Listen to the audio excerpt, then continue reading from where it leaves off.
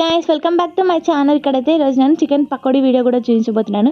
ఇంతకుముందు చికెన్ పలావ్ చూపించాం కదా, దాంతోపాటు చికెన్ పకోడీ అయితే చాలా బాగుంటుంది ఆ పలావ్తో నంచుకోవడానికి. సో ఇక్కడ వచ్చేసి చికెన్ తీసేసుకొని అందులో అయితే 1 టేబుల్ స్పూన్ కార్న్ఫ్లోర్, కొంచెం కారం, కొంచెం ఉప్పు, కొంచెం పసుపు అండ్ కొంచెం అల్లం వెల్లుల్లి పేస్ట్ యాడ్ చేసేసుకొని అన్నీ మంచిగా కలుపుకొని అందులోనే కొంచెం గరం మసాలా అండ్ కొంచెం ధనియాల పొడి కూడా యాడ్ చేసి వాటిని అన్నింటినీ కలిపేసుకొని నేనైతే ఒక 1 అవర్ వచ్చేసి మ్యారినేషన్ పెట్టేసుకున్నాను అనమాట. ఎంతసేపు మ్యారినేట్ అయితే చికెన్ మనకు అంత మంచి టేస్ట్ వస్తుంది అనమాట పకోడీ అనేది. సో అందుకని చెప్పేసి మంచిగా కలిపేసుకొని నేనైతే 1 అవర్ అయితే రెస్ట్ ఇచ్చేసిన.